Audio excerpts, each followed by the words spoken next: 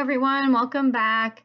This video is going to be going over abdominal anatomy and discussing how some of these structures may appear on radiographs and kind of just reminding you to kind of take into consideration structures that are in line with each other in the body anteriorly to posteriorly and how those structures will all overlie one another on our x-ray and be what we call superimposed over one another.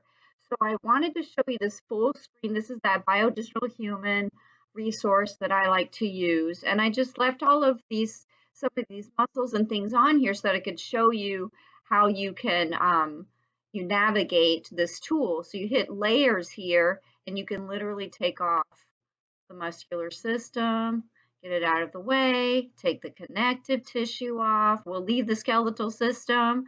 We're going to take off that endocrine system. We're going to take out, we'll leave the digestive system and urinary. I'm going to take off the cardiovascular because all those vessels are in the way there of the structures that I want to be showing you. And then I had already taken off the lymphatic system. So take off those lymph nodes and stuff.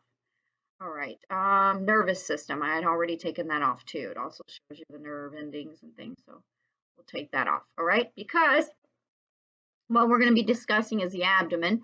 This long, skinny tube here is the esophagus. This is where these are the structures that we're going to see in our abdominal x-rays just below the diaphragm. The diaphragm will be sitting right here, right? The esophagus passes through the diaphragm to enter the stomach, right? So here's the stomach. This large structure here is our liver. The majority of our liver lies on the right side, right? It's going to be on the right side of our abdomen. So we'll be able to see a white shadow going across, and I can, we'll look for the lower edge of the liver. You can see how it comes down a little bit more inferiorly here. All right, so we'll be looking for the lower edge of the liver on our images, on our x-ray images. We'll be able to see it kind of come down inferiorly there. Notice how the kidneys are posterior on the body. Right? So keep that in mind. Remember, we're learning our structures. What are more posterior? So we've got the spine here to reference the back. We can see where the kidneys sit posteriorly. We can also see how the stomach sits in the body. It doesn't sit straight in the body the way that we learned it on, drawings in anatomy class, right?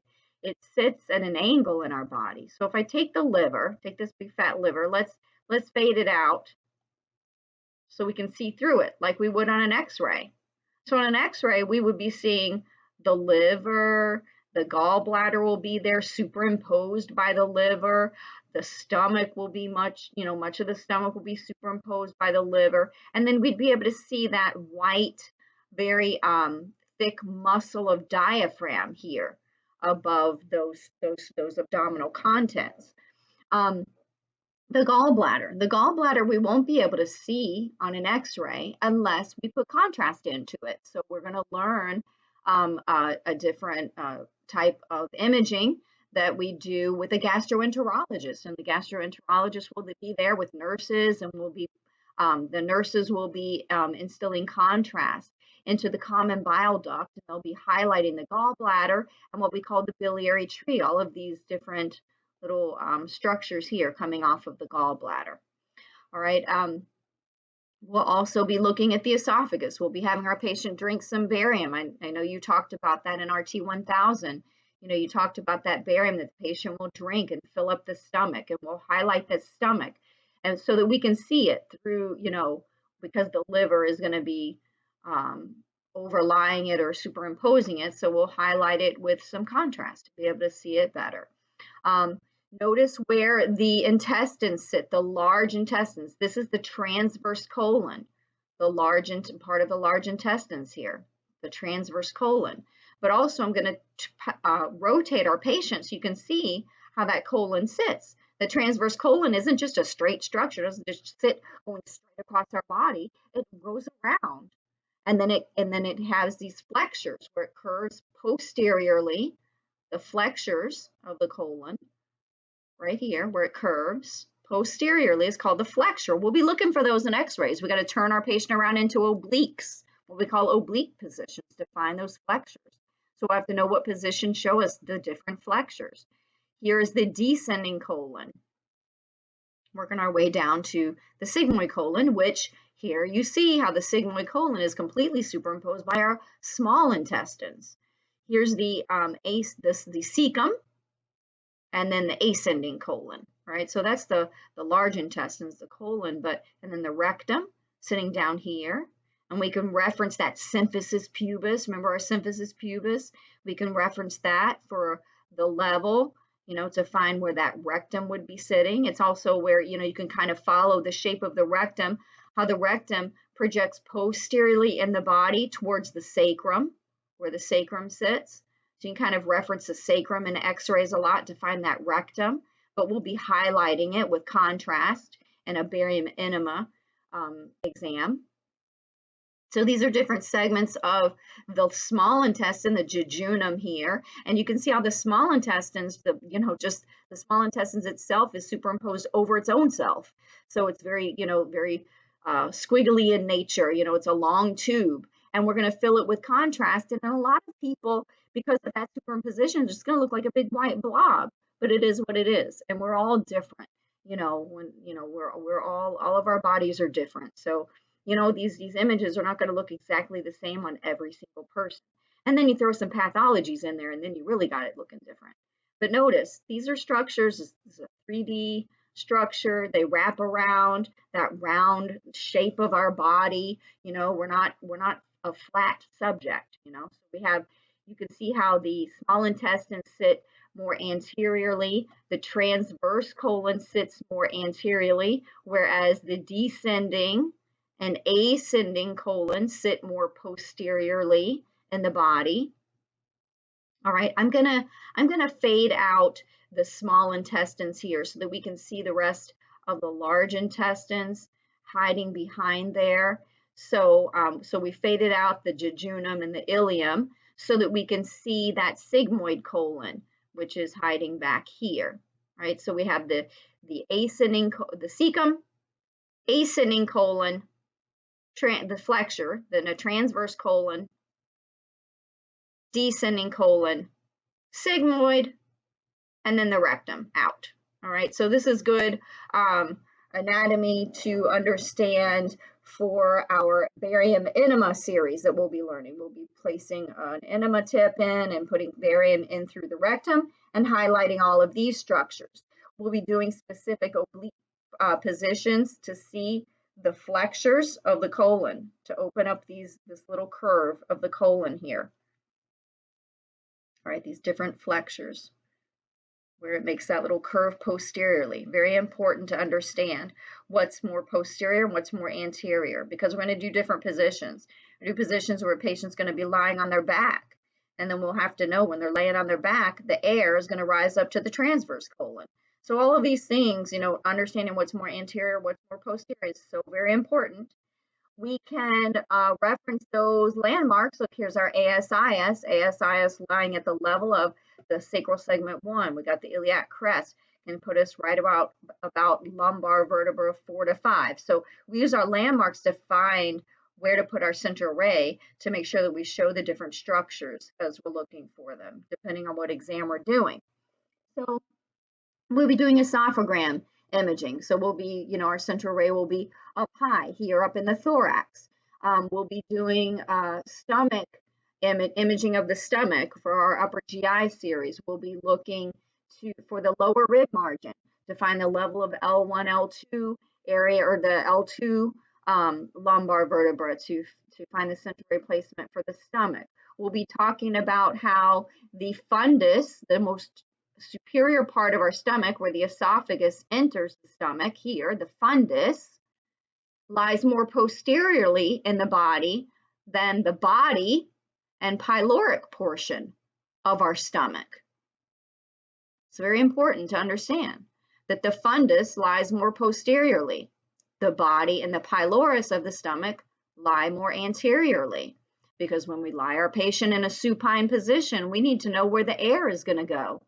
If they're lying on their back, the air is going to rise up into the body and the pyloric portion of the stomach. So these are all very important things to take into consideration when you're learning this anatomy. So we've got esophagus. We have the fundus, the most superior part of our stomach. We have the body of the stomach and the pyloric portion of the stomach. The pyloric portion of the stomach is what empties into the duodenum or duodenum of the small intestines. I'm going to fade out the gallbladder. All right, so and I'm going to fade out this transverse colon. So we got to fade out these structures that are superimposing. Oh, there's the pancreas. Oh my gosh, I forgot about that guy. Here's the pancreas, right? So the pancreas lies right there by the stomach. See how the pancreas lies posteriorly to the stomach there, right? And then there it is. There's the duodenum or duodenum. I'm going to hide that liver too. He's getting in the way. All right, so here's the stomach. Here's the duodenum that I was looking for. We look for the C-loop of the duodenum in a lot of our upper GI positions, right? We're going to look for that. But you notice how the C-loop kind of snuggles up against the pancreas there? They call that the romance of the stomach. I'm going to hide this pancreas, all right? So, they call it the romance of the stomach, where the pancreas and the duodenum snuggle up together there. Note that, looking at the shape of the stomach, how the fundus of the stomach lies more posteriorly. The body and the pyloric portion of the stomach lie more anteriorly. And then working down to where the duodenum, there's a curve there. Notice this curve here, the duodenum, curves posteriorly in the body. That means in order to see what's called the duodenal bulb or cap, where the stomach empties into the duodenum here, we look for that duodenal bulb or cap. We have to place our patient in what's called an oblique position. This is straight on, looking at them straight on AP.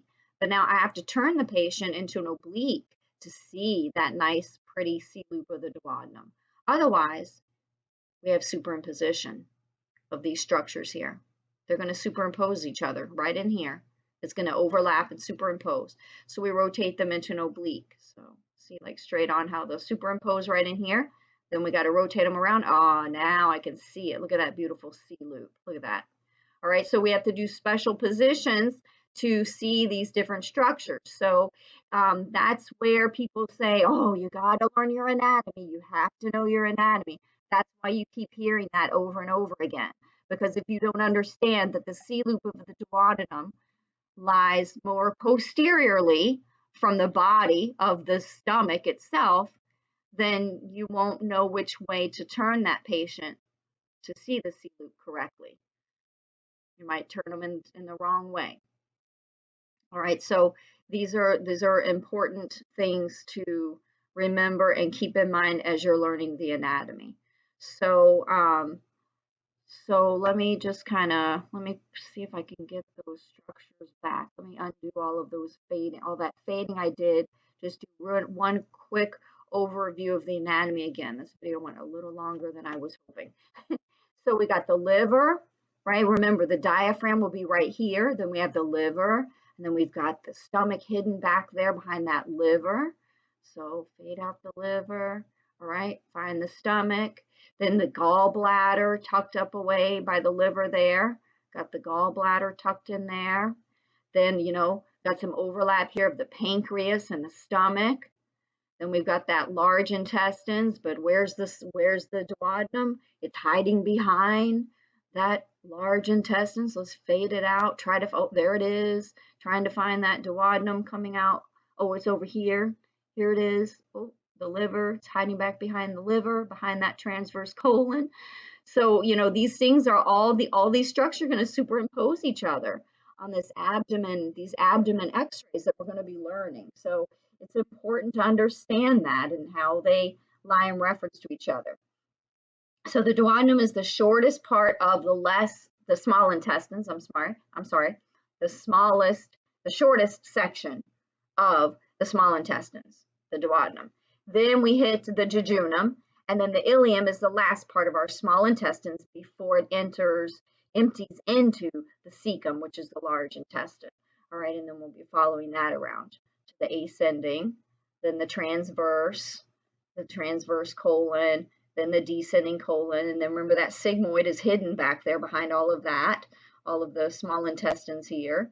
So, this is why it's so important to understand the anatomy in X-ray, understanding what sits more anterior and what is going to superimpose what on our X-rays. And that's why you keep hearing, you got to know your anatomy. So, I'm going to be doing some more in-depth videos of the abdominal contents, more reference to specific exams that we'll be doing. So I'll be taking out the upper GI and looking at that in more detail, then looking at the intestines in more detail to describe those different exams that we'll be doing for those different parts of the body. Thank you for watching, and stay tuned for the next video.